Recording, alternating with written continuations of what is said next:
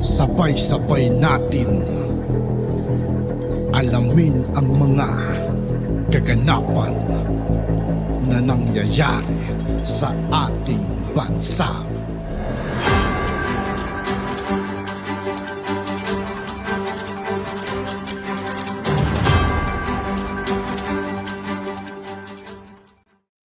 Yo, what's up mga kaibigan? This is I2K po again. Ngayon nandito ulit tayo sa channel ni Pinas News Insider. Dito ulit tayo magbibigay ng komento at reaksyon. Kaya samahan nyo ako guys. Let's go!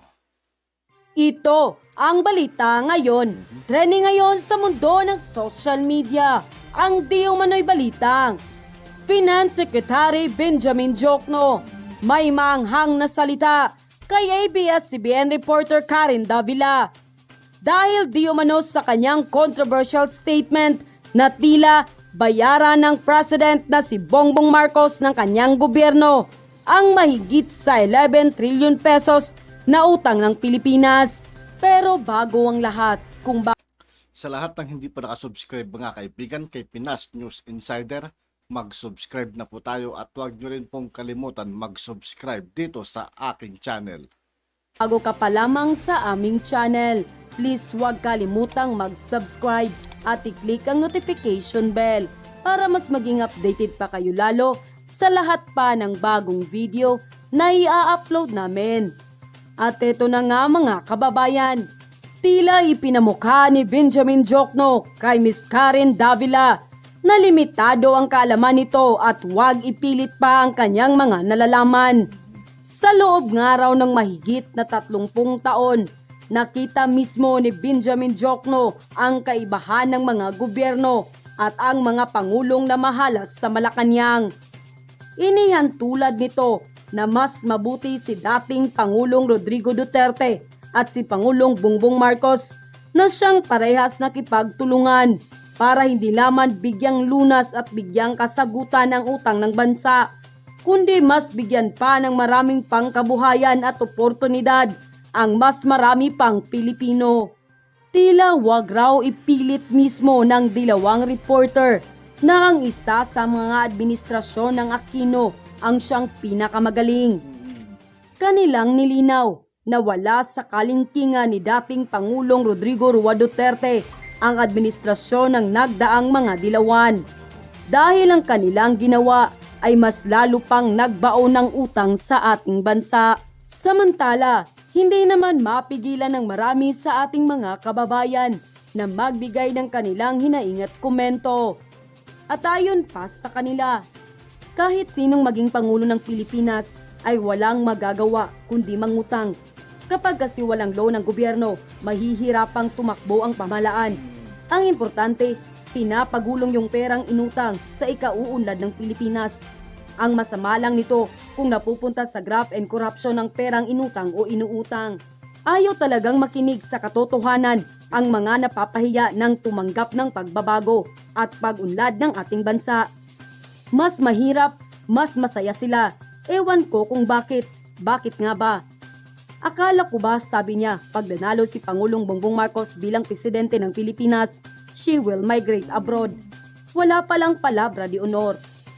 Ano Karen Davila, mula noon hanggang ngayon, puro ka kontra kay PBBM. Feeling mo mas magaling ka pa sa presidente.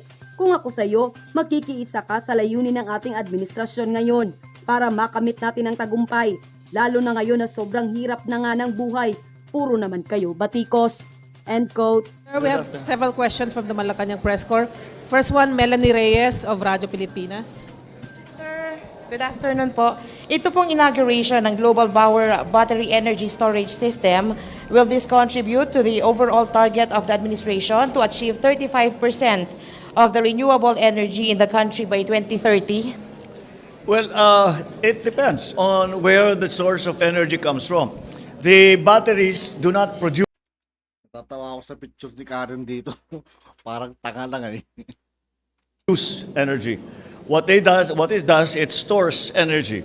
And if that energy comes from renewables, then we count it, we include it into the mix, the ratio that we calculate. So, but it is most suited for used by renewables simply because renewables are cyclical.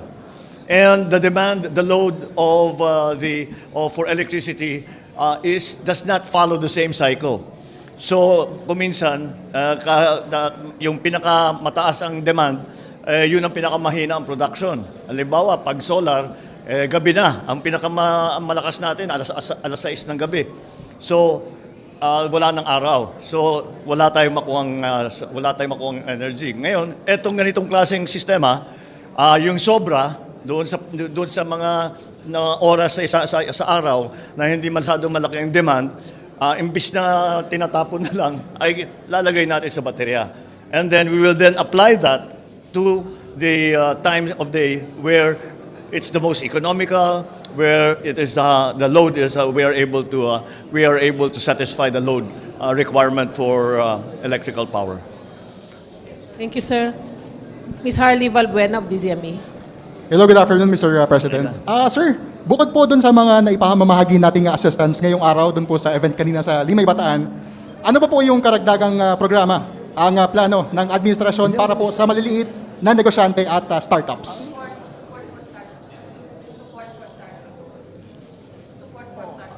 Yes, sir. Support for startups, sir. Yung small Yes. businesses and yung startups po, yung mga gusto po magnegosyo, sir. Well, we've always wanted, lagi naman natin talaga sinusubukan gumawa ng tinatawag na a healthy startup environment. Dahil kailangan tayo, we have to encourage innovation. But the whole system of startups, kailangan tulungan yan. Dahil malaki ang porsyento na hindi natutuloy. Kasi bagong teknolohiya, bagong sistema. So, kuminsan, after mag-long-term pilot or whatever, lumalabas, hindi pala practical. So, kailangan mag-startup ulit. Kaya kailangan lahat yan lagi ang gobyerno. So, yun ang aming ginagawa. That is what we are trying to do. It's beginning with the Kadiwa, where the small, they can be considered startups because these are the businesses that closed during the lockdown.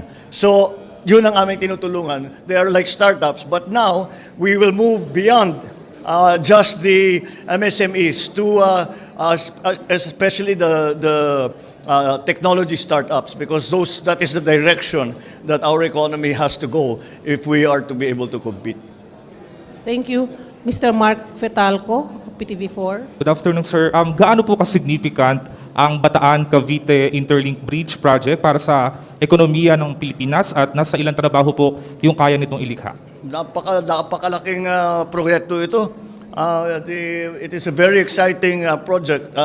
Matagal nang pinag-uusapan nito. I was talking to the former Secretary Mark Villar, who was there at the beginning, 2018 pa. Na-aprubahan. So, i-minus na lang natin yung 2 years ng lockdown. At so, ngayon, nandun na tayo at ang inon natin kanina, nag-drill na sila. So, patuloy na siguro ito. 32-kilometer bridge. Parang hindi ako makapaniwala, magkakaroon tayo ng tulay dito sa Pilipinas na 32 kilometers. Pero ang lalaking bagay, kasi bubuksan niya talaga ang rota mula sa Southern Luzon hanggang Central Luzon na hindi dumadaan sa NCR. Para yun. Tapos it is also will help decongestion doon sa NCR. Pati yung mga port facilities.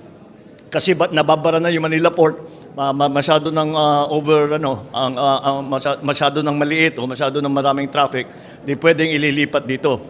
So these are the many opportunities as I was asking, there are actually 7 contracts that are going to be implemented. Sabay-sabay yan. So ang estimate natin ni Sekmani is 23,000 jobs during construction. And this is a construction that will go on for 5 years. And then in terms of the economic benefit, well, maliwanag na maliwanag yan. Pag binuksan mo yung isang lugar, naging madali ang pagpunta. Isipin natin, mababawasan yung biyahe mula sa 4 na oras ay magiging 45 minutes na lang. Malaking bagay yun. At may magandang daan na can take, hindi lamang mabilis, kung hindi mas madaming nakakayanan na traffic. Kaya ito yung mga problema natin, supply chain problems. This is the solution. The solution to the supply chain problems that we're facing now is connectivity. And when you talk about connectivity ngayon, hindi mo iniisip digital connectivity lang. Iniisip talaga natin yung kalsada, yung sea lanes, lahat ng paraan upang magbiyahe. And that is precisely what this very major infrastructure development is going to. That's the effect that it is going to have. That is what it is addressing. So we are looking forward to its completion as soon as possible. Thank you, Mr. President. Last question, Ms. Joyce Balancio, ABS-CBN. Hi sir, what are your Holy Week plans? And dagdagan na rin, do you have specific directives to government agencies as they prepare for the Holy Week? Yes, we have been preparing already for a while. But nadagdagan lang yung ating preparasyon dahil biglang bigla yung init na dumating. At siguro hindi ko naman alam ba't natin nakalimutan na pag Holy Week talagang mainit. But that's another, we have to make sure that everybody is comfortable, that they can get to where they want as quickly as possible. Sa palagay ko naman nakahanda naman kami. Ako simple lang, I'll do what I do every year. I go into retreat for a few days and then I'll spend Easter with my family. Thank you, Mr. President. At yun na nga mga At yun nga po mga kaibigan, dito po nagtatapos ang ating reaction video. Muli ako po si I2K ng Sundalo ng Tunggalo at 811. Maraming salamat sa patuloy na pagsuporta. Yeah, peace out.